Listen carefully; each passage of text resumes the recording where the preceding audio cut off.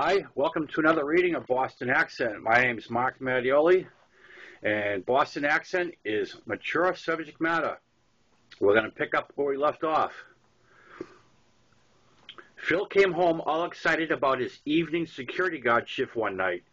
It seems he was assigned to a very large new housing development. Tract houses, they call them in California. All the houses look the same. He saw something burning at the far end of the development and drove over to check it out. He found a car burning and he got out and walked around it. While passing behind the car, he could hear banging coming from the trunk. The heat from the flames was much too intense for him to do anything, so he jumped back in his car and drove to the construction trailer to call the police. When the police arrived, they put out the fire with their onboard extinguishers, and Phil told them about the banging in the trunk. The cops didn't seem to believe him and said they would wait for the fire department to open it up. Phil got impatient, pulled the tire iron from his car, and popped the car trunk. Inside the trunk were two bodies, bound and gagged. They had burned alive. Someone in the local mob eventually got charged with the murders, and Phil had to testify. At least he wasn't an eyewitness, or he may have ended up in a trunk himself. I continued to check the papers for better paying jobs, and I found myself in the right place at the right time when I applied for a job at Club Tahoe in the Sierra Mountains. Club Tahoe was a hotel casino right on Lake Tahoe, and the Human Resource Department set up a mobile office in Sacramento. I applied for kitchen maintenance, which meant more dishes and kitchen cleaning, but I was guaranteed 40 hours a week with a full benefits package. I had no idea where Lake Tahoe was, but I was thrilled to get out of Sacramento. Fact is, I had never heard of Lake Tahoe. They hired me on the spot and gave me 10 days to report to Human Resources at the casino. I went home all excited to tell Inez and Phil they would soon be rid of me and to find out where Lake Tahoe was. Phil didn't know where it was either, but Inez told me I would love it. A lake resort community 6,000 feet up in the Sierra Mountains. It was also 100 miles away from Sacramento, which sounded really good. I went into the restaurant to give the owner 1 week's notice, and he offered me $1 an hour increase to stay. I said thanks, no thanks. I need to get away from here. My last night in Sacramento, Phil took me out for pizza and beer. While we were walking home, a car full of Mexicans started harassing us. We had a few beers in us, and I yelled at the car, "Fuck you." They slowed, pulled in a driveway, and made like they were going to turn around and come back. I had taken to carrying not one, but 2 knives, and I pulled them both out and handed one to Phil. I told him to run at them, holding the knife up so they could see it. We ran straight at the car, screaming like lunatics. The car pulled out of the driveway and sped off away from us. Phil and I had a brief celebration in the middle of the street, and then ran the rest of the way home. I found it fitting last night in Sacramento. A small victory, but after 3 months of hell in this shithole, I'll take it. All right, we get to start a new chapter. Chapter 9, Tahoe, Part 1. I took a bus to Lake Tahoe from Sacramento and arrived late in the evening around 9:45 p.m. on the evening before I was scheduled to start at Club Tahoe. I hadn't been able to see much on my ride into town, it being dark and all, but I stepped off the bus. As I stepped off the bus, the cold mountain air hit me, and I was blown away at the sight of the snow-covered mountains, which were majestic even in the dark. I was a long way from Sacramento, and so far I liked what I was seeing. I had been given a list when I was hired of places to stay upon my arrival. They were all hotels and motels, with the exception of the one at the top, Granny's Boarding House.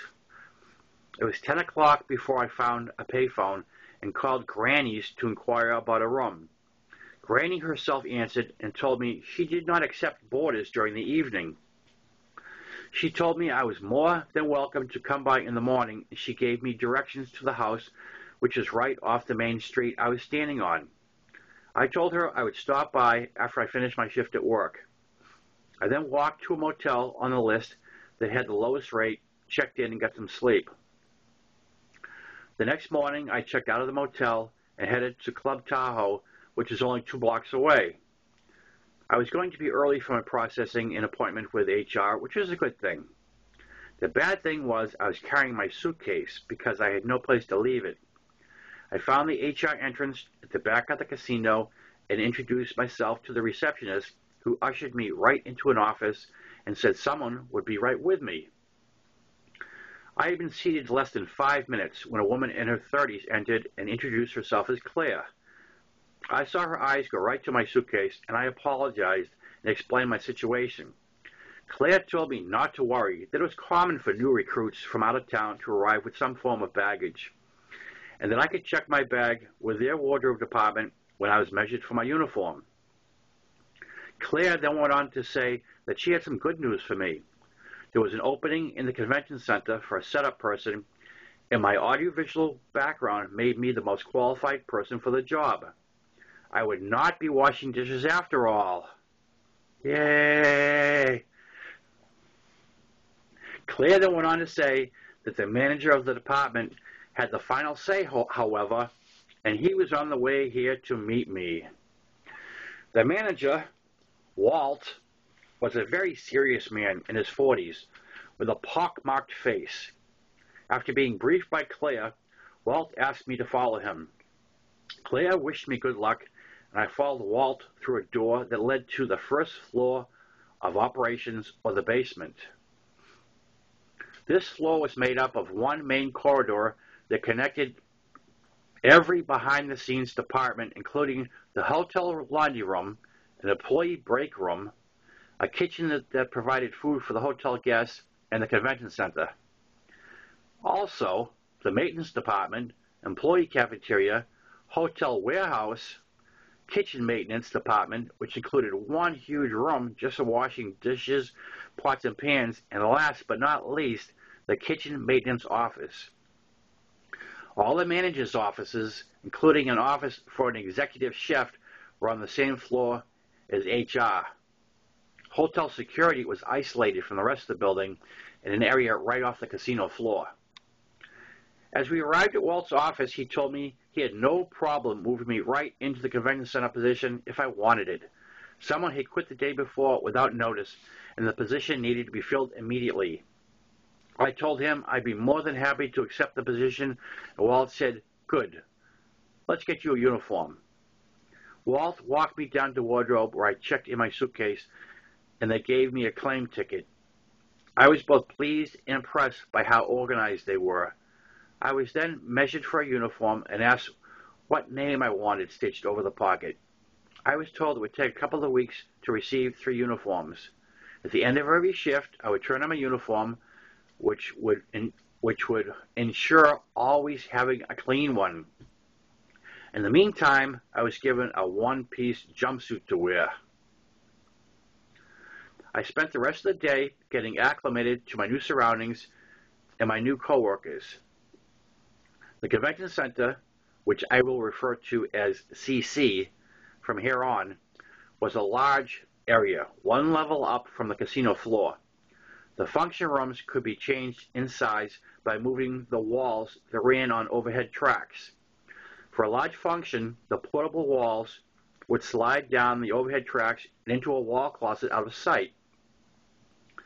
Behind the function rooms and out of sight from the public was the CC storage area, housing tables, chairs, staging, AV equipment, tablecloths, water pitchers, notepads, pencils, and ice carving bases. There was also a serving area across from a set of service elevators where the chefs would plate the dinners and hand them off to the waiters. My responsibilities were the setup and teardown of functions and the assisting of clients, waiters, chefs, and coordinators as needed. It was a very fast-paced job, and there was a lot of mandatory overtime. The setup crew consisted of all men in their 20s. I soon learned that everyone smoked weed, and there was a million places in the CC to hide and do it, including the portable wall closets when the walls were in use. One evening, while working at dinner, I invited a busgirl from the employee cafeteria up to the CC to get high. I picked out an unoccupied conference room that had the portable walls in place so we could smoke in the closet. During the seating for the dinner, it was discovered that there were 6 more people than we had set for, and there was no room to set up an additional table, so the table was set up in the closest adjoining room. My little bus girlfriend and I were in the middle of smoking a joint when we heard the table and chairs being set up. The wall closets are roomy, but it's pitch black inside. You cannot see your hand in front of your face. I began to whisper to the girl that we had to get out of there because something was going on. Before we could leave, the party of 6 was seated. The bus girl whispered that her break was almost over and she had to get back. I told her to follow my lead as I swung the closet door open and walked out of the closet with a cloud of smoke.